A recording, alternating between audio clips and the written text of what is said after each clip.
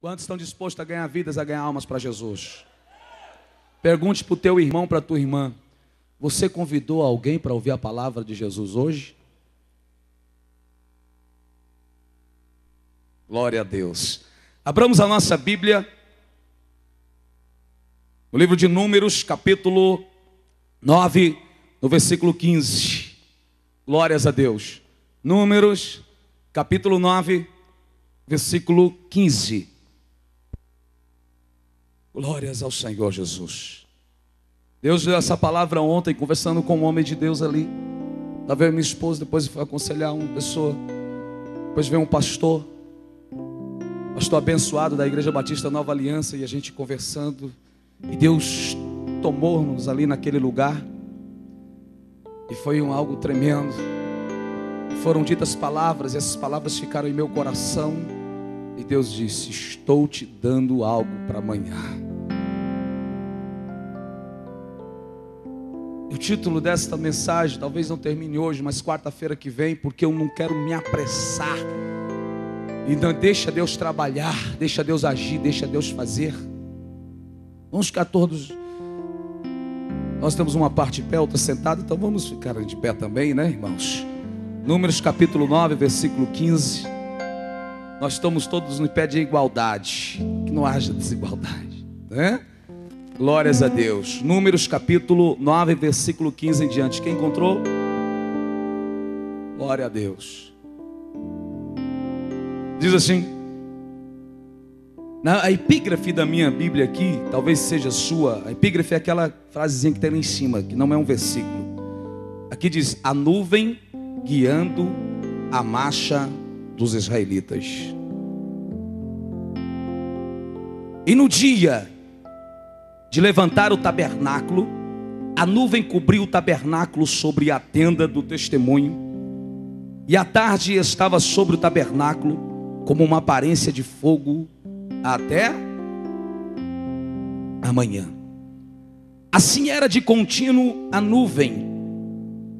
Assim era de contínuo. A nuvem o cobria, e de noite havia a aparência de fogo.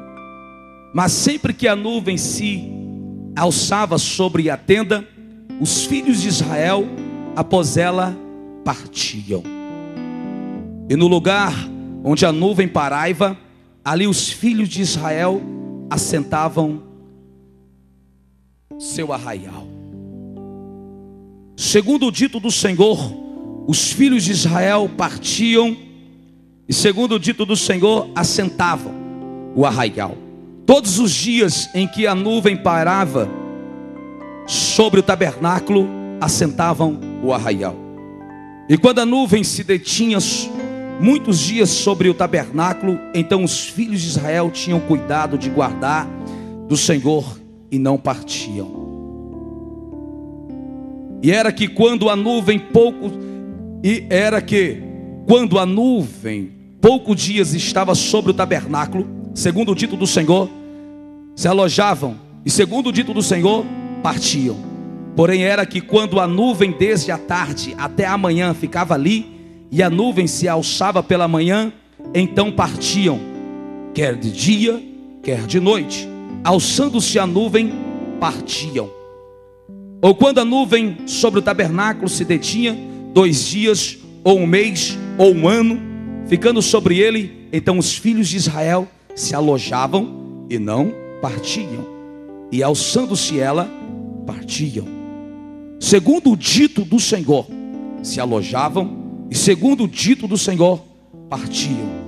Da guarda do Senhor tinham cuidado, segundo o dito do Senhor, pela mão de Moisés.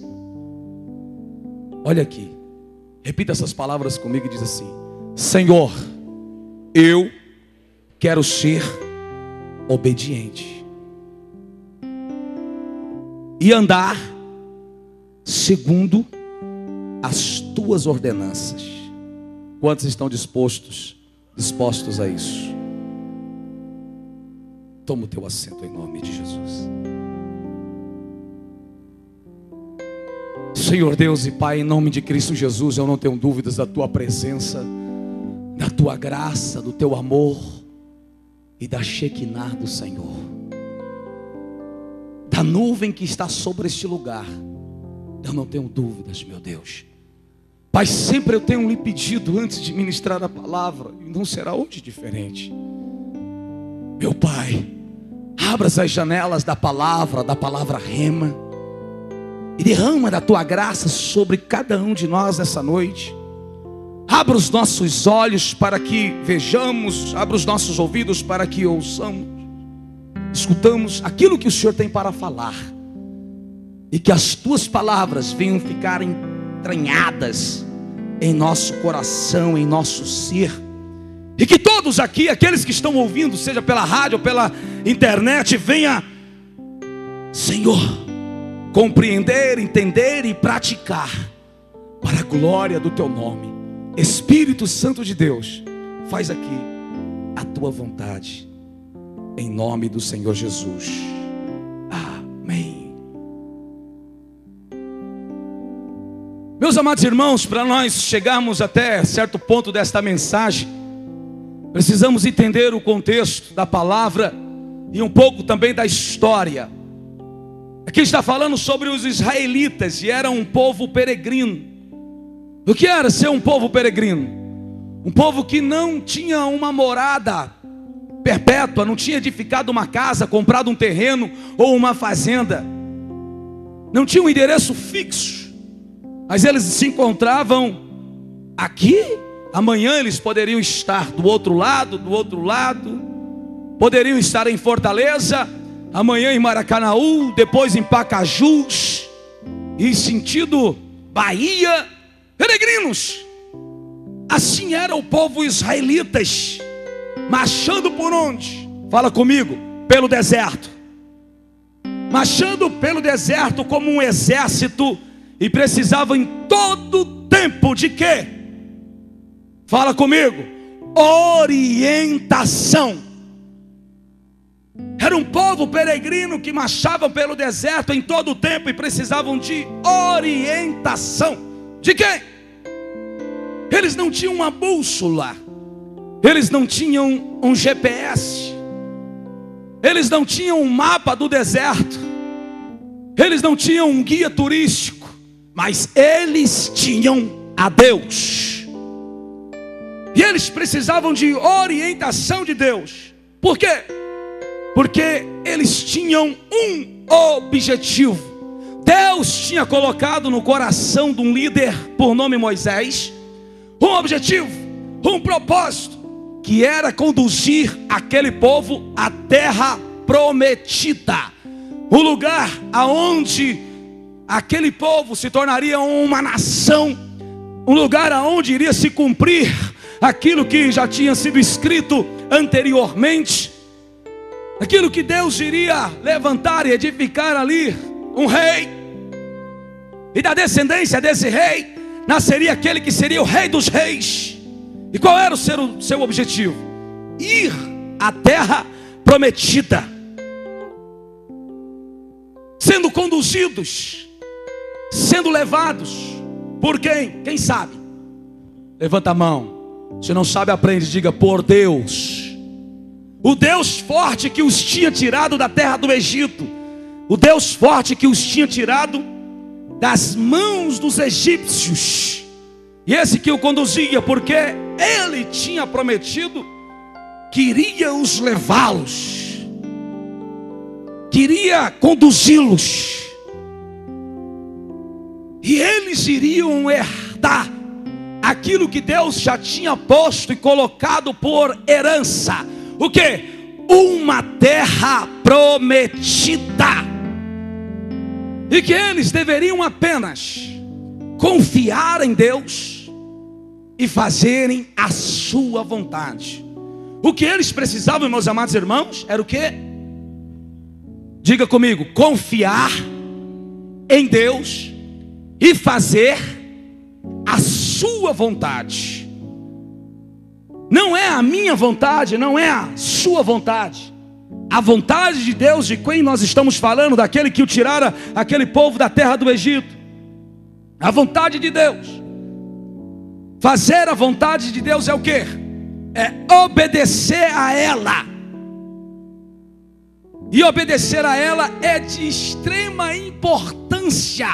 Ela é vital para uma vida cristã, para uma vida de servo, para uma vida de serva, para uma vida de homem, para uma vida de mulher de Deus, de uma vida cristã realizada e produtiva. Olha para mim, irmãos. Deixa o carro lá. Vem comigo. Quantos querem ter uma vida cristã realizada e uma vida produtiva?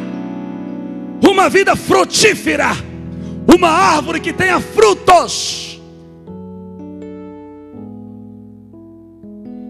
Levanta sua mão para o Senhor e diga: eu quero. Agora olha para o teu irmão e diz: você tem certeza que você quer isso mesmo? Ter uma vida cristã realizada e uma vida produtiva. Não quer ser infrutífero, mas quer dar frutos. Então preste atenção no que Jeremias escreveu.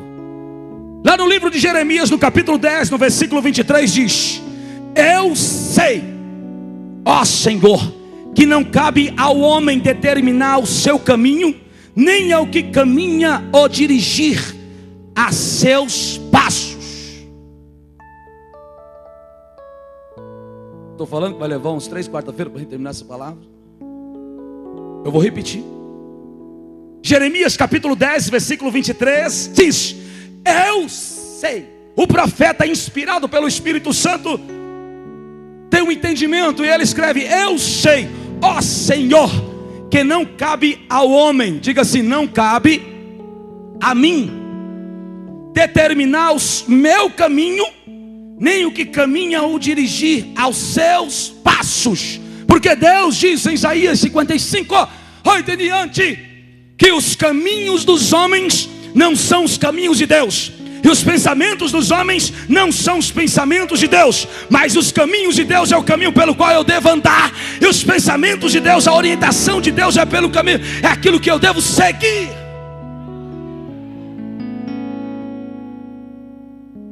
Que eu devo praticar. Quer um exemplo que vai ser claro para você?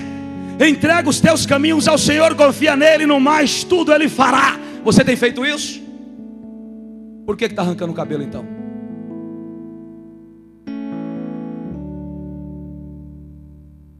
Entrega os teus caminhos ao Senhor, confia nele e durma a madrugada em paz. Entrega os teus caminhos ao Senhor e não tenha medo de ninguém. Entrega os teus caminhos ao Senhor e viva, glorifica, alegra, sorria. Abacuque 3:17 diz: mesmo ainda que não houvesse fruto na videira, ou ovelhas no curral, nem vaca no pasto, nada, a terra secasse, mesmo assim eu louvarei ao meu Senhor. Fala para tua irmã, para o teu irmão, para que a preocupação então?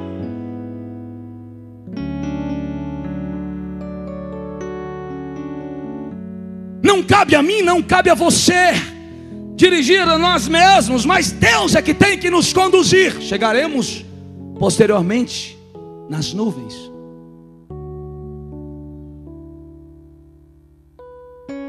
Precisamos entender uma coisa, que o Filho de Deus, a filha de Deus, que não dizer se Deus quiser, o Filho de Deus, a filha de Deus, que não ter um entendimento e não disser se Deus quiser, estará fadado às decepções e aos fracassos da vida.